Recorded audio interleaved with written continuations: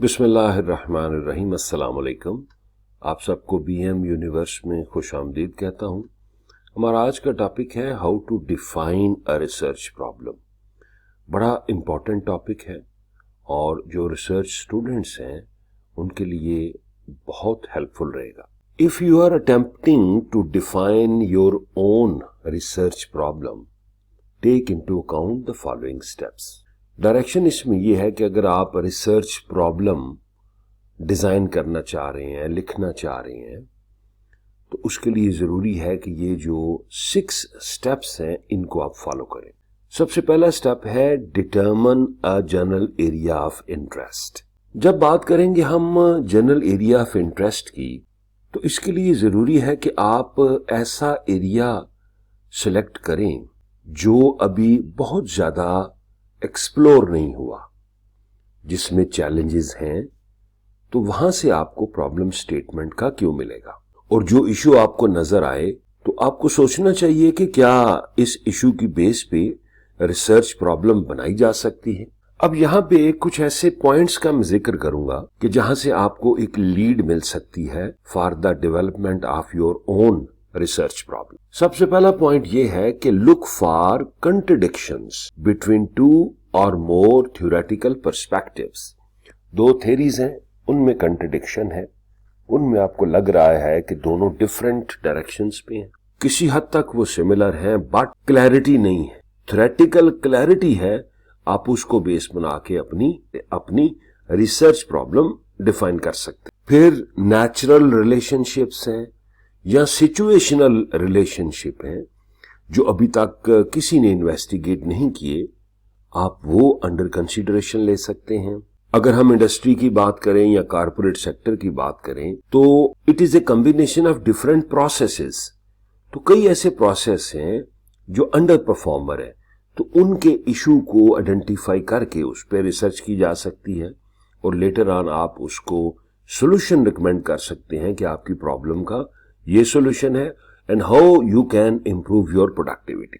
दूसरा पॉइंट है find out more about the problem. तो जब आपने एरिया डिफाइन कर लिया तो उससे रिलेटेड इंफॉर्मेशन को रिव्यू करना through literature review is very much important and required. तो उससे रिलेटेड जितनी इंफॉर्मेशन आप इकट्ठी करें वो बेहतर रहेगी। अपने आप से ये क्वेश्चन जरूर करते जाएं कि what would you like to understand, what would you like to explore. तो पहले आपके ज़हन में ये क्वेश्चंस होंगे तो आप उनकी क्लैरिटी भी तलाश करेंगे। आपने ये भी ध्यान रखना है कि जो आप एक इशू या एक जो प्रॉब्लम पर रिसर्च प्रॉब्लम डिजाइन कर रही हैं, तो क्या दूसरे लोगों ने इस पे काम किया है, and if somebody else has worked on it और still there is a gap, तो आपने उस पे फोकस करना है। Point number 3, examine the informations context. अब इंफॉर्मेशन कॉन्टेक्स्ट में आपने एनवायरमेंटल वेरिएबल पे फोकस जरूर करना है, क्योंकि इसी से आप फोकस्ड रिसर्च प्रॉब्लम की तरफ मूव करेंगे। कौन कौन से वेरिएबल्स ऑलरेडी आपके रिसर्च में मौजूद हैं, किस तरह आप उनका इम्पैक्ट चेक करेंगे। और यहां ये बात काबिल जिक्र है एंड वेरी इंपॉर्टेंट है कि आपको डेटा जो आपको चाहिए लेटर ऑन वो कितना चाहिए, सैंपल साइज कितना होना चाहिए, आप इस स्टेज पे उसका अंदाजा लगाते। नेक्स्ट पॉइंट है identify relationships between the various variables.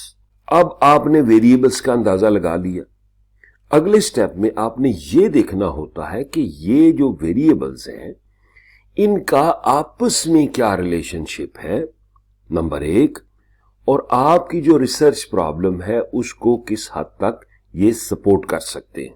At this stage it is required कि आप मैक्सिमम नंबर ऑफ डायमेंशंस को स्टडी करें कि कितने ज्यादा से ज्यादा पाथ डेवलप हो सकते हैं विद इन वेरिएबल्स, किस तरह ज्यादा से ज्यादा इंफॉर्मेशन आपको मिल सकती है, तो you have to focus on it. Next point है determine and incorporate significant variables. अच्छा, अब आपने काफी सारे वेरिएबल्स पे काम किया, उनको पढ़ा, देखा, रिलेशनशिप देखा। Here there is a question that which variable is suitable for your research।